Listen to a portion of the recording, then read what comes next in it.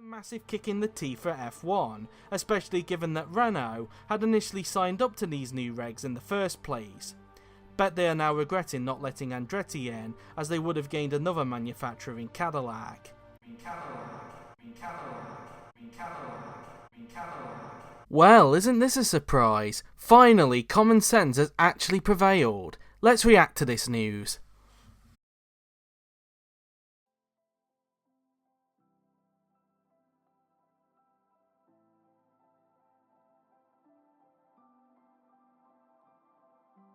So for anyone who hasn't seen the news, first of all, where have you been? But secondly, it was announced after rumours during the build-up to the Las Vegas Grand Prix that General Motors, via the Cadillac brand, would be entering Formula 1 as an 11th team from 2026, making it the first time since 2016 that 22 cars will take to the starting grid of a Grand Prix. Now it's safe to say this news came out of nowhere, as back in January, Andretti, the team that's running the Cadillac team, was rejected from entering F1 in 2026 due to, as F1 put it, not adding any value to the sport, which sounded ridiculous given the history the Andretti team has had in other categories, on top of the fact that both Mario and Michael, the people running Andretti, used to race in F1 in the past, with one of them winning the world title in 1978. However, between January and November, a lot of things have happened during that time, which made F1 reconsider its original decision. Firstly, it should be worth pointing out that after they were rejected, Andretti did not give up hope on entering F1, even going as far as to take F1 to the Department of Justice in the US for anti-competitive reasons, which, given they've now been granted entry, I imagine will now be dropped. On top of this, Andretti recently opened a new factory in the UK, not too far away from Silverstone, putting it in the vicinity of other F1 teams who have based their factory near the circuit, with the intention of not only entering a team in F1, but also entering a team in both Formula 2 and Formula 3 in the future. Whether or not those plans have changed since then remains to be seen. Internally though, there have also been some changes, not just with Andretti, but also with F1 as well. On Andretti's side, Michael Andretti, who previously ran the bid for Andretti to enter, took a step back from the team, essentially taking on a role of overseeing things within the company, rather than being full on with all of their racing projects, including their F1 bid, with Dan Tauris, owner of Group 1001, the company that owns Gamebridge, taking over the role of running the team.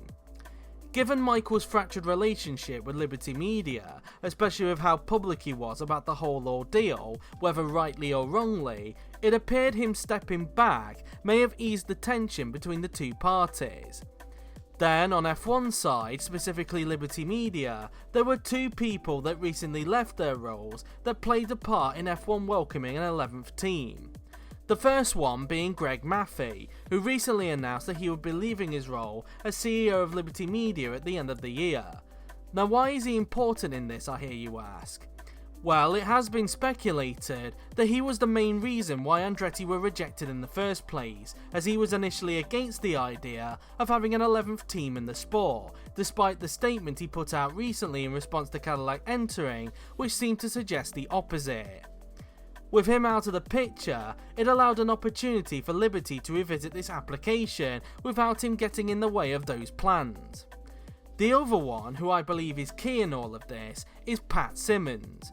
Pat, who is known for his time at Benetton and then subsequently Renault as the team's technical director before he played his part in Crashgate, joined Liberty Media in 2017 to become F1's chief technical officer and played a key role in the development of the sport's current regulations. Back in May, it was announced that he would be leaving Liberty Media with immediate effect, and in a surprise move, announced that he would be joining Andretti as their technical chief.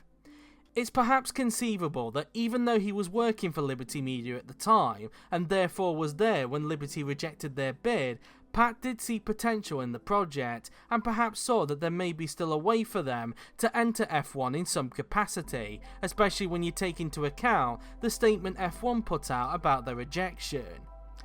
If we look back at the statement in question, which I broke down in a video I did back in February, it should be worth noting in the last bullet point that although they were against the idea of Andretti entering the sport, they were open to the idea of Cadillac entering the sport in some capacity, especially if they were able to build an engine in time for 2028. With all of these factors combined, it led to a meeting between the two parties in the build-up to the Las Vegas Grand Prix, and on the Monday after Max Verstappen won his 4th world title, it was officially announced that Cadillac had been granted entry into the Formula 1 World Championship from 2026, finally putting the whole saga to bed. As you can imagine, I am very happy with this news, as for a while, it had felt like the sport needed more teams on the grid, given the amount of talent that had been left without a drive, especially those who deserved a drive more than some of the current drivers on the F1 grid. It's also great to see that another manufacturer will be entering F1, especially after the news that came out in October that Renault would be pulling out of the sport at the end of 2025, subsequently leading to Alpine switching to Mercedes power from 2026, which may have also been a factor in why Liberty Media reopened talks with Andretti, as with Renault gone, it essentially opened the door for another manufacturer to take the slot that was vacated by Renault. That being said though, whilst F1 have been able to bump up the number of engine manufacturers back up to 6, it won't be until 2028 when Cadillac will have its own engine, and so for the first 2 years they will be supplied by an existing engine manufacturer, which, if the rumours are to be believed, is more than likely going to be Ferrari, given the Italian manufacturer will have a customer engine available as a result of Audi taking over Sauber from 2026. An American team being powered by a Ferrari engine? Where have I heard that one before? With a new team entering the sport in 2026, naturally it has led to speculation as to what will be the team's first ever driver lineup when they make their debut.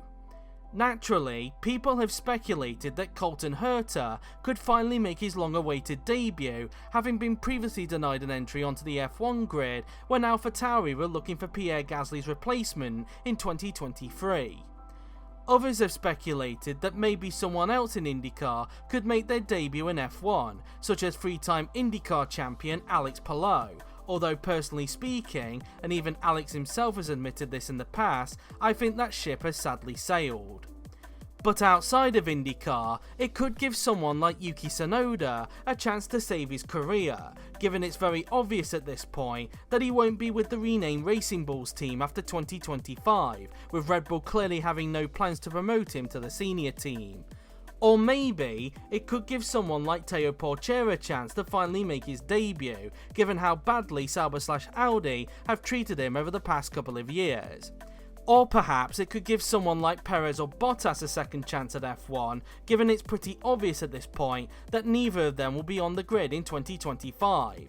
Or maybe, if the rumours are true that they could be having Ferrari engines for the first 2 years, and if they somehow can't get Herta into the team, they could hire someone within the Ferrari driver academy.